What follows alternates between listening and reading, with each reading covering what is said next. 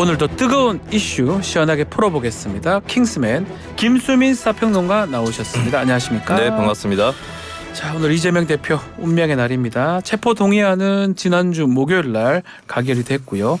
오늘 영장 실질 심사가 있는데요. 이재명 대표 법원에 출석을 합니까? 네, 그렇습니다.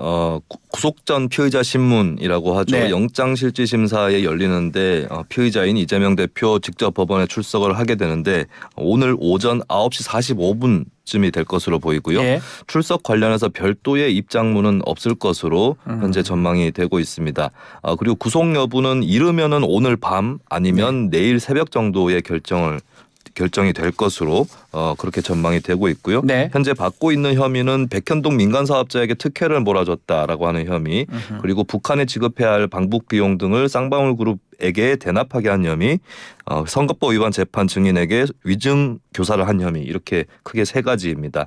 일단 지난 23일 단식을 종료한 이 대표는 녹색병원에서 회복 치료를 받으면서 법리 다툼을 준비해온 것으로 전해졌습니다.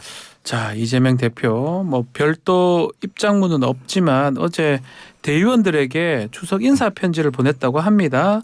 결과론적으로는 대표직에서 물러날 일 없다 이렇게 네. 명확히 했다고 봐야 되겠죠?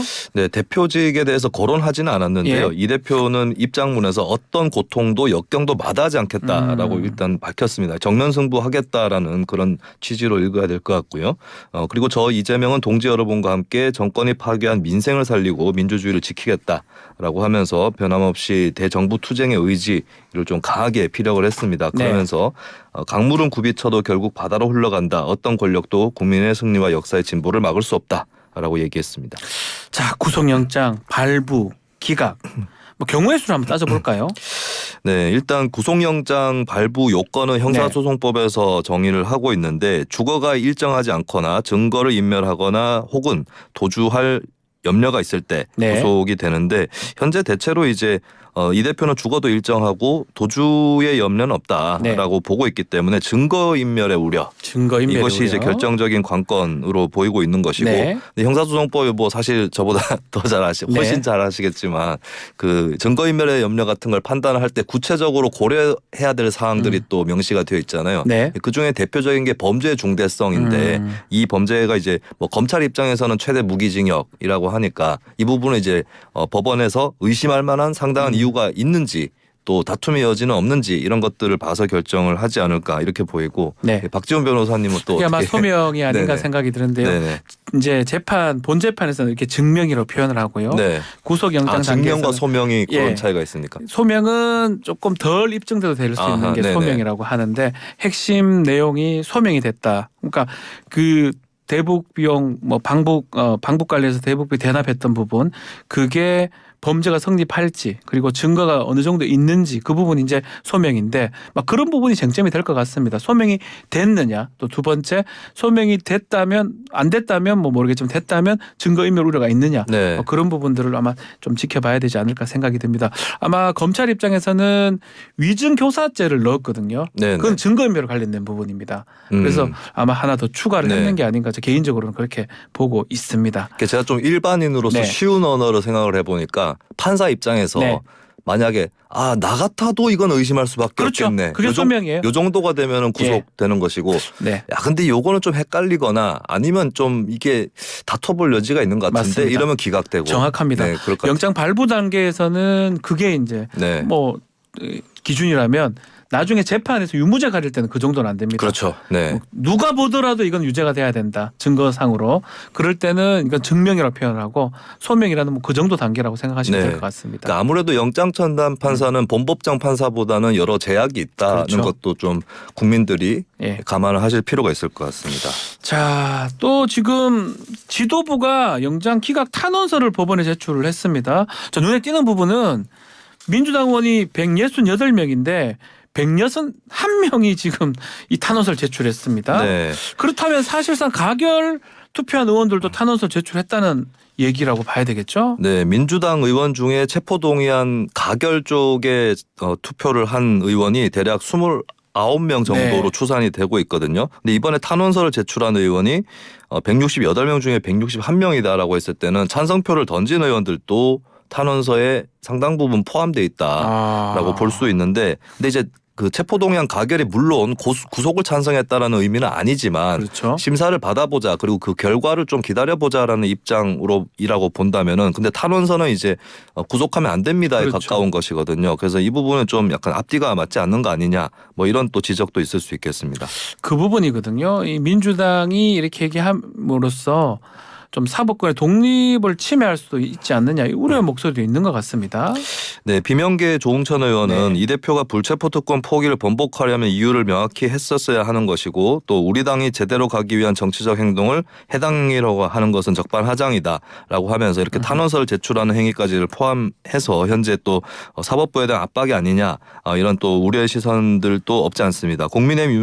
국민의힘의 윤재옥 원내대표는 네. 영장실질심사는 법리와 증거만을 따지는데 정치권이 집단의 힘으로 압력을 행사하는 것은 사법부의 독립성을 위협하는 심각한 문제라고 지적을 했고요. 네. 이제 뭐 탄원이라는 것도 이 재판을 앞두고 할 수 있는 행위이긴 한데, 저는 정치권이 좀 만약에 판결 결과가 나오면 승복한다, 이걸 전제하는 것이 일단은 좀 가장 중요한 목표가 아닐까 이렇게 보입니다. 자, 어제 최고위원 회의도 있었습니다. 이재명 대표 구속영장 기각을 촉구하는 목소리 나왔는데, 자, 지명직 최고위원이죠. 송갑석 최고위원이 결국 사퇴 의사를 공개적으로 밝혔는데요. 어떤 내용입니까? 네, 자기 증명을 거부한다라고 밝혔는데요. 그것이야말로 제 정치 생명을 스스로 끊는 행위라고 하면서 네. 대한민국 국회의원의 양심과 소신에 따라 민주당의 심장 호남의 국회의원으로서 국민과 당원 역사에 대해서 부끄럽지 않은 선택을 했다라고 강조를 했습니다. 그러니까 2년 넘게 이어져온 검찰 수사의 정치성, 부당성 이런 것들을 사법부 판단 과정을 통해서 분명하게 밝힘으로써 그 매듭을 끊으라고 체포동의안 가결을 시켰던 것이고, 네. 여기에서 뭐 본인이 어떤 그 표결을 했다 이런 것들 다 밝히는 것이 이제 자기 증명이라는 좀 그런 것에 굴복하는 것이다, 이렇게 해석을 스스로 했습니다. 네. 자, 오늘 또 원내대표 선거도 치러집니다. 친명계 후보 4명이 경쟁한다고 하는데, 누가 되더라도 결국은 좀 이재명 지도 체제가 네. 더 강화되는 거 아니겠습니까? 네, 지금 후보로 등록된 의원들이 가나다라 순서대로 하면 이제 네. 김민석, 남인순, 우원식, 홍익표 의원이거든요. 네. 4명 다 뭐 친명계, 범친명계로 분류가 되는 후보들이라서 그러니까 누가 돼도 친명이다, 이거는 일단은 명확한 것 같고요. 근데 두 가지의 투표의 변수가 있는 것 같아요. 첫 네. 번째는 다 친명이다 보니까 또 친명, 강성 친명, 일종의 선명성 경쟁 이런 아하. 것들이 일어날 수 있다라고 하는 것이고, 근데 또 두 번째 반대 변수가 있는데, 비명계에는 후보가 없기 때문에 그렇죠. 그 비명계 입장에서는 저 중에 그래도 누가 제일 나은가, 이걸 또 가려서 찍을 것입니다. 그래서 그 사이에서 어떤 결과가 나오느냐, 여기 좀 지켜볼 필요가 있겠습니다. 자, 다음은 김행 여가부 장관 후보자 소식입니다. 자, 주식 처분 의혹이 꼬리에 꼬리를 물고 있는데요. 자, 가짜 뉴스라면서 도어 스태핑 중단을 했었죠. 근데 어제 출근길 문답이 있었어요.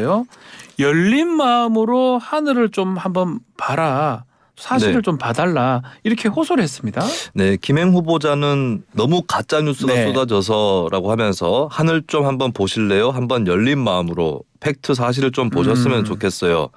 어제도 너무 가짜 뉴스가 쏟아져서 제가 일일이 답변 드리는 것이 좋을지 상당히 고민했다, 뭐 이렇게 얘기를 했거든요. 네. 그 하늘 얘기를 한 거는 이제 하늘은 보는 사람, 같이 보는 사람들한테는 모두 같게 보이는 거라서 팩트가 있는데 왜 못 보느냐, 이런 의미인 것 같긴 합니다. 네. 예, 근데 이제 계속해서 좀 관련 논란들은 오늘도 끊이지 않을 것으로 보입니다. 네. 자, 그리고 이 김행 후보자 명의로 된 기사가 성차별 논란이 좀 있었잖아요. 해명을 했습니까, 이 부분? 네, 김행 후보자가 운영했던 그 언론 사이트에 올라온 네. 기사들, 예를 들면 이제 어떤 기사의 제목은 Woman Equal Problems, 그러니까 여성이 문제다라는 여성이 뜻이고, 문제다. 네. 뭐 환상적 뒤태라는 단어가 들어가는 게 있었고요. 또 특정 연예인 사망 기사에 대해서도 성차별 논란이 네. 있었거든요. 이 기자 김행 기자라는 이름을 달고 나갔었는데, 이것이 어떻게 된 일인가 라고 했을 때 김행 후보자 해명하기로는 2만 3천여 명의 시민 기자들이 기사를 썼었고 필명으로 썼었는데, 2019년에 이 사이트 플랫폼이 이제 열린 플랫폼에서 닫힌 플랫폼으로 바뀌면서 이제 그게 여러 임직원들의 계정으로 기사들이 분산이 됐고 그래서 자기가 쓴 기사가 아닌데 본인 이름으로 나가게 됐다. 이렇게 일단은 해명을 했습니다. 근데 이것은 이제 실제로 그러했는지도 검증을 해봐야 되겠고 또 그러했다 할지라도 그러면 이제 언론에서 이런 절차를 밟아도 되는 것이냐, 뭐 시스템이 괜찮은 시스템이었느냐, 문제가 없었느냐 이런 부분은 또 별도로 문제가 될 수도 있을 것으로 보입니다. 자, 핵심 쟁점은 이 후보자 또 배우자가 보유했던 그 주식 어떻게 처분했냐 아니겠습니까? 네, 김행 후보자 처음에 했던 얘기가 자신하고 배우자가 가졌던 소셜 뉴스의 주식 전량을 매각을 했는데 본인 지분은 공동 창업자에게 매각을 했고 남편 지분은 신우에게 팔았다라고 설명을 했었거든요. 네. 이러면서 이제 일단 배우자 지분을 신우이한테 매각을 해서 백지 신탁을 회피하려 했다 이런 주식 파킹 의혹이 제기가 됐는데 근데 이 해명 또 일부가 달랐던 점이 이제 본인이 갖고 있는 회사 지분 역시도 신우이한테 매각을 했다. 네. 이게 또 드러난 적이 있습니다. 그러면서 이제 김행 후보자가 새롭게 더 해명을 해야 되는 상황이 됐는데 그때 백지 신탁 당시에 주식 몇 주가 어디로 들어갔고 이런 걸 기억을 못한다. 주식 수에 착각이 있을 수 있다. 갑자기 기자가 들이밀면 어떻게 팔았고 줬는지 기억하겠느냐 이렇게 또 해명을 했습니다. 그러면서 이제 백지 신탁위원회에서 안내한 대로 했는데 갑자기 파킹했다고 하면 당황스럽다라고 하면서 만약에 신우이한테 돈도 안 주고 명의만 옮겼다가 다시 찾아와야 파킹이죠. 이렇게 또 주장을 하기도 했습니다. 네. 자, 다음은 국군의 날 소식입니다. 자, 건군 75주년 또 한미동맹 70주년입니다. 이번이 그래서 국군의 날 기념행사 숭례문하고 강화문 일대에서 시가행진 또 연다고 하는데 어떤 행사를 진행하는 겁니까? 네, 일단 병력 4,600여 명 정도 그리고 장비 170여 대가 이제 공식적으로 시가행진하는 것인데요. 시가행진 코스는 광화문 광장부터 이제 진행이 될 예정입니다. 그러니까 숭례문부터 광화문 광장까지 진행이 될 예정이고 뭐 각종 뭐 육군의 K-21 보병 전투 장갑차라든지 또 장거리 지대공 유도 무기 체계 등이 동원이 되는 그런 사업이고 또 이제 소위 비닉 사업으로 분류가 돼서 제식명조차 공개되지 않는 고위력 탄도 미사일까지도 시가 행진에 참가를 하게 되는 그런 조금 최근 들어서는 이례적인 그런 행사가 치러지게 됩니다. 지난 2013년 이후로 10년 만에 열리는 겁니다. 그 이유가 뭐죠? 일단은 그동안에 변화되었던 어떤 남북 관계를 포함한 안보 상황이 크게 작용을 한 것으로 보이고 그리고 전임 정부하고 많이 다른 판단을 했다. 그래서 사실 이렇게 무기를 포함해서 장비들까지 포함해서 행진을 한다는 것이 일종의 무력 시위 라고 뭐 단정 지을 수는 없다 할지라도 외교적으로는 그렇게 보일 수 있는 측면이 있는데 그것에 대해서 지난 정부에서는 삼갔던 것을 이제 이번 정부에서는 그것을 해보이겠다라고 하는 그렇게 또 정치적 입장의 변화 이런 것들도 작용을 했을 것으로 보입니다. 자, 그리고 또 하나 더 살펴봐야 될 것이 어제 박정훈 전 해병대 수산장 항명 혐의로 지금 보직 해임이 됐었는데 보직 해임 처분 집행정지 신청 이 부분 기각이 됐습니다. 이유가 뭡니까? 네, 재판부가 밝힌 기각 사유는요. 지금까지 제출된 기록에 나타난 이 사건의 처분의 경위 또 이 처분의 집행으로 인해 신청인이 입는 손해의 내용과 정도 위 처분이 집행 정지가 될 경우에 공공복리에 미치는 영향을 종합해서 판단했다라고 전제를 하면서 신청인이 낸 소명 자료만으로는 신청인의 회복하기 어려운 손해를 예방하기 위해 위 처분의 집행을 정지할 긴급할 이유가 있다고 인정하기 부족하다라고 기각 사유를 밝혔습니다. 자, 박정훈 전 대령 국방부에 또 수사팀 교체를 공식 요청을 했습니다. 수사 기록 불법 탈취한 장본인이 이 수사 지휘한다는 게 공정하지 않다라는 거잖아요. 네, 박 대령 측의 법률 대리인 김정민 변호사는 용산구 국방부 종합민원실에서 이제 이 T군 검찰단장 및 담당 군검사 직무 배제 또 그 박 대령에 대한 별건 수사 중지 또 해병 사망 사건 수사 관할 원상 복구 등의 요구를 담은 수사 지휘 요청서를 이제 이종석 국방부 장관에게 제출했습니다. 그러니까 관련자 수사 기록을 이제 이첩을 한 것을 철회를 했었잖아요. 이것을 박 대령 측에서는 불법 탈취다라고 보고 있는데 그때 장본인이 또 수사를 지휘한다라고 하는 것 여기에 대해서 이제 일종의 회피 신청을 하고 있는 그런 상황입니다. 그 군인권센터에서 김 사령관하고 그 통화를 공개를 했는데 또 김 사령관이 이 수사단장을 두둔한 발언도 있었어요. 네, 여기 공개된 녹음 파일에 네. 보면은 이제 김 변호사가 밝히는 것인데요. 김 사령관은 세 차례 조사 과정에서 이첩 보류 지시에 대해 처음엔 기억나지 않는다라고 네. 했다가 갈수록 진술이 구체화되고 박 대령의 지시 위반 기간도 늘어났다. 항명 요건을 짜 맞추기 위한 조사로 보이는데 어느 정도의 외압이길래 현직 종장이 제대로 말을 못하고 국회에서 강요된 발언을 할 수밖에 없었을까 이런 의구심이 든다라고 밝혔습니다. 네. 자, 지금 공수처가 해병대 1사단 방문 조사를 진행했다고 하는데 그 내용도 한번 소개를 해 주시죠. 네, 일단 해병대 수사단이 지난달 2일에 경찰의 수사 결과를 이첩한 경위, 네. 진행된 수사 내용 등을 일단 이제 물어봤다라고 알려졌는데 이 부분은 이제 일단 이첩을 하는 상황을 살펴봐야 박 대령이 항명에 해당하는 행위를 했는지 이런 것들을 살펴볼 수 있기 때문에 어떻게 보면 이제 사건을 좀 역으로 추적을 해 들어가는 그런 과정이라고 봤을 때 일단 이첩 경위부터 네. 경찰로 해병대 수사단이 사건을 이첩한 경위부터 살펴봐야 하는 것이고 그 내용을 공수처가 수사를 한 것으로 보입니다. 알겠습니다. 자, 오늘 국군의 날 행사 관련해서 이제 장비라든지 그런 게 배치가 됩니다. 시가행진 장비가 배치가 되니까요. 교통 통제 장소를 좀 확인을 좀 해봐야 됩니다. 세종대로, 서소문로, 남대문로 위주로 통제가 되니까요. 꼭 확인하시고 밖에 나가시기를 바라겠습니다. 자, 오늘 킹스맨은 여기서 마무리하겠습니다. 김수민 평론가 감사합니다. 네, 고맙습니다. 1부 마치겠습니다.